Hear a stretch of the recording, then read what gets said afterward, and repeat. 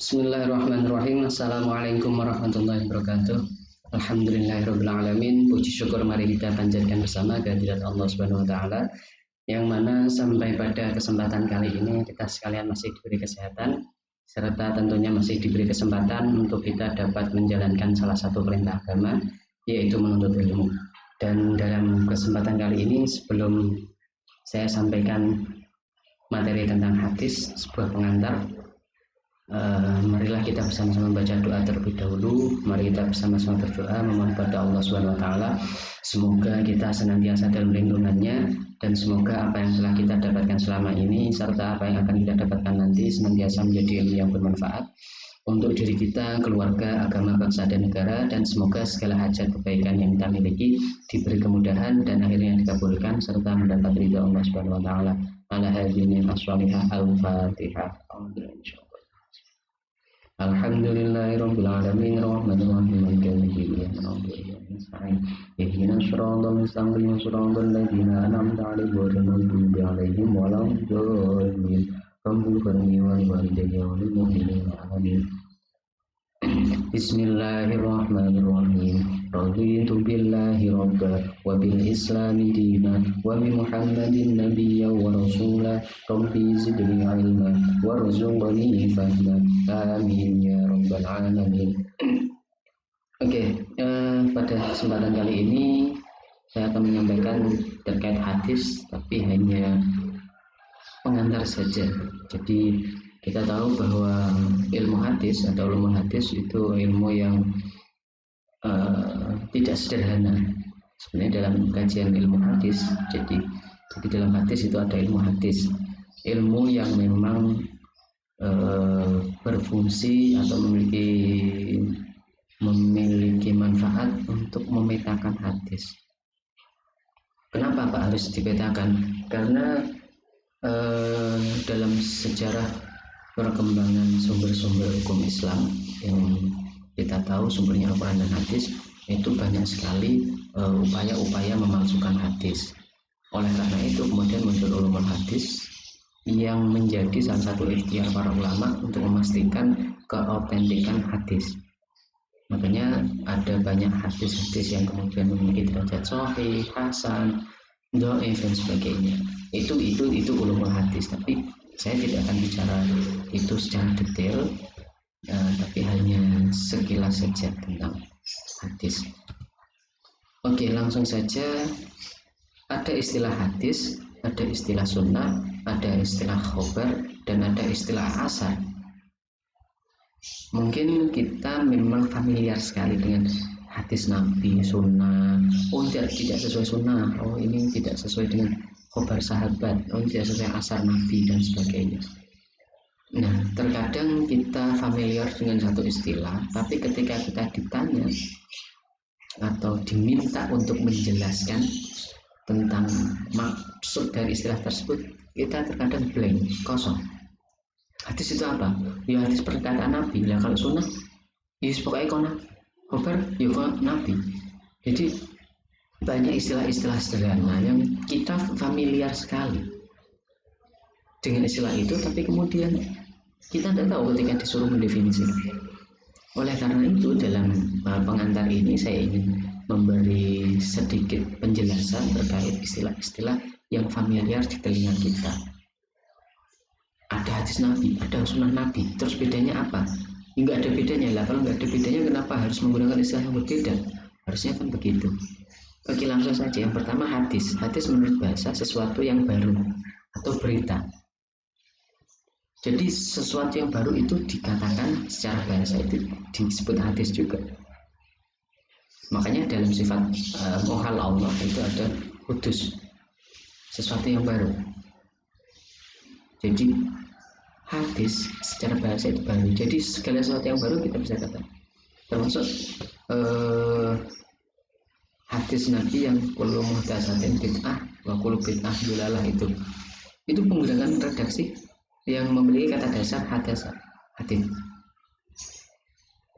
Jadi sesuatu yang baru itu adalah disebut hadis dalam pengertian bahasa. Nah, sementara kalau istilah, jadi selalu di dalam penggunaan definisi itu ada definisi bahasa dan definisi istilah. Dan dalam keilmuan yang sering dipakai adalah yang definisi istilah. Karena dia lebih fokus dan memang secara umum digunakannya di situ. Nah, hadis menurut istilah adalah ma'udhifa ilan Nabi Sallallahu Alaihi Wasallam min qaulin au fi'lin au taqririn au wasfin qalbiyyin au khuluqiyyin. Segala sesuatu yang disandarkan pada Nabi, baik ucapan, jadi apa istilahnya, clue-nya itu ucapan Nabi, perbuatan Nabi, ketetapan Nabi, sifat diri Nabi atau sifat pribadinya. Terus pokoknya segala sesuatu yang itu disandarkan pada Nabi. Jadi kita pahami bahwa hadis itu segala sesuatu yang disandarkan pada Nabi. Tidak hanya ucapan, tapi perbuatan saja. Kita tahu bahwa ada banyak sekali hadis-hadis yang kemudian itu Nabi tidak ngendiko, Nabi tidak bersabda, tapi di situ kemudian Nabi melakukan sesuatu. Jadi segala sesuatu yang disandarkan Nabi itu adalah hadis. Oke, sekali lagi, secara istilah hadis adalah segala sesuatu yang disandarkan pada Nabi. Jadi saya dan juga kalian sebagai umat Islam itu punya beban, punya tanggung jawab, bukan beban ya, tanggung jawab, punya kewajiban untuk bisa menjelaskan kepada siapapun atau mengajarkan atau menjawab atau apapun itu yang terkait dengan menjelaskan tentang Al-Quran atau hadis. Jadi kita punya tanggung jawab di situ. Maka ketika ditanya, apalagi ketika kita ada alumni dari satu lembaga pendidikan yang Islam, maka kita ketika ditanya orang awam hadis itu apa, kita harus sampaikan dengan tegas bahwa segala sesuatu yang berasal dari Nabi, yang disandarkan.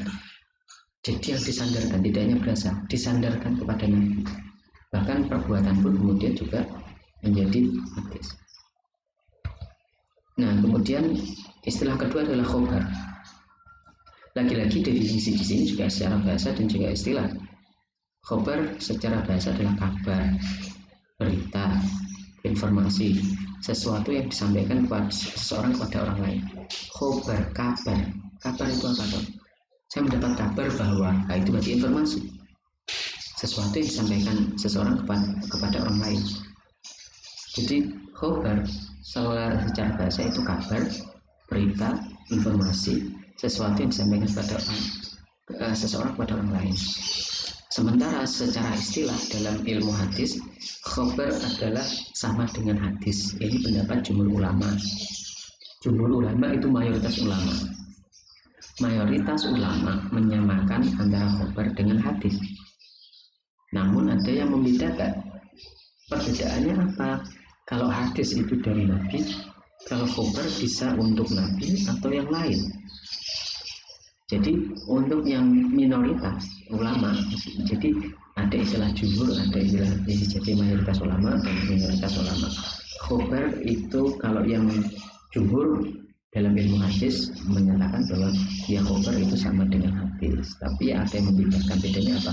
Kalau hadis itu khusus dari Nabi, kalau khobar itu untuk Nabi atau yang lain. Ini juga kalian harus bisa menjelaskan. Kalau ditanya, Mas, bedanya khobar sama hadis apa tuh? Oh, sebenarnya kalau menurut jumhur ulama itu sama. Tapi kok katanya ada yang membedakan? Iya, ada yang membedakan. Bedanya apa? Ada yang menyatakan kalau hadis itu khusus untuk Nabi, kalau khobar itu boleh untuk yang lain. Selanjutnya sunnah. Kamu ini tidak sesuai sunnah Nabi. Kadang ada yang sering mengatakan begitu. Kamu jangan membuat sunnah sendiri. Ini nggak sesuai dengan sunnah Nabi. Jangan-jangan sunnah itu apa tuh? Karena sunnah di dalam literatur fikih, di dalam ilmu fikih juga ada. Sunnah adalah kalau dikerjakan dapat pahala, akan begitu. Tapi kalau sunnah di dalam hadis itu beda. Makanya nanti kalau ditanya sunnah itu apa? Sunnah dari dalam hadis atau dalam fikih dulu. Kalau dalam hadis itu secara bahasa pola hidup yang telah mentradisi baik atau jelek. Pokoknya segala pola hidup itu bisa dikatakan sunnah secara bahasa. Nabi bersabda, barang siapa membuat sunnah yang baik dalam Islam, maka ia mendapatkan pahalanya dan pahala orang-orang yang mengikutinya tanpa menguranginya sedikit pun. Dan barang siapa membuat sunnah yang jelek dalam Islam, maka ia mendapat dosanya dan dosa orang yang mengikutinya. Jadi sunnah itu pola hidup yang sudah mentradisi. Tradisi itu apa? Sesuatu yang dilakukan berulang-ulang dan dilakukan secara masif, berulang-ulang. Jadi Nabi menyampaikan kalau kita membuat tradisi yang baik, kok diikuti, maka kita akan mendapatkan amalan kebaikan selama tradisi itu dilakukan. Semisal ada tradisi PPQ misalnya, itu kan kemudian menjadi tradisi. Ya kita anggap saja itu ada tradisi kemudian menghidupkan Al-Quran, maka selama itu masih dilakukan berarti kita mendapat pahala dari itu. Tapi kalau kita menciptakan tradisi keburukan, semisal tradisi minum-minuman, pokoknya sekarang gini aja, kalau ada hajat kita minum-minuman dulu. Nah, kita sebagai pencetus tradisi minum-minuman tadi itu akan selalu mendapat dosa selama tradisi itu dilakukan. Maka hati-hati, kalau bisa ya membuat tradisi yang bagus supaya nanti kita tetap mendapatkan amal dari apa yang kita tradisikan tadi. Menurut istilah, sunnah adalah segala sesuatu yang dinisbahkan kepada Nabi atau segala sesuatu yang dinisbahkan kepada sahabat dan tabi'in. Mayoritas ulama begitu. Jadi poinnya begini, pola hidup yang dilakukan oleh Nabi yang kemudian diikuti oleh para sahabat itu kemudian dikatakan sebagai sunnah. Pola hidup yang sudah mentradisi. Makanya ada sunnah Nabi itu makan, bahwa Nabi itu dikatakan sering makan menggunakan 3 jari. Jadi iya, karena yang dimakan adalah kurma.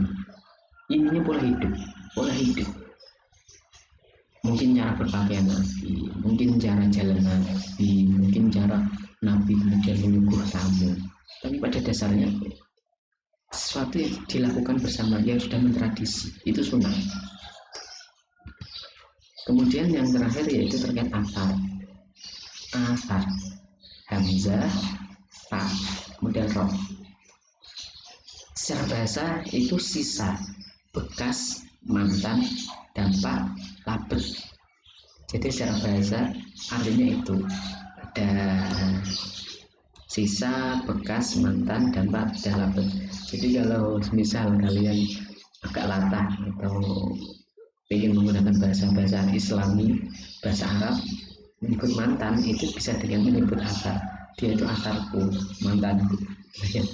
Jadi asar itu begitu. Jadi bekas, sesuatu yang meninggalkan, yang tertinggal, dan dampak.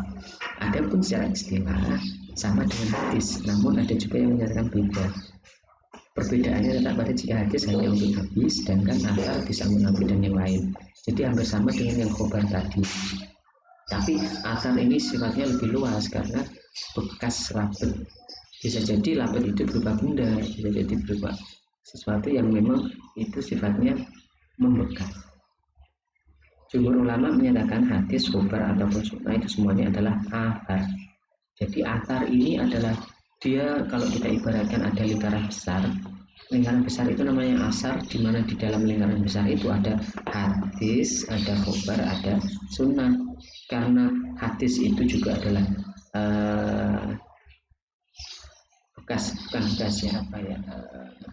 tinggalan Nabi, khobar itu juga tinggalan Nabi, dan juga tinggalan Nabi. Kata asar berarti kata asartul hadis, aku meriwayatkan hadis. Jadi itu ketika kita sudah bicara hadis, khobar, dan juga athar dan juga sunnah. Jadi kita sebagai umat Islam yang menyatakan bahwa hadis itu menjadi sumber hukum Islam yang kedua setelah Al-Quran, itu harus bisa menjelaskan apa yang dimaksud dengan hadis, apa itu hal khobar, athar, atau sunnah.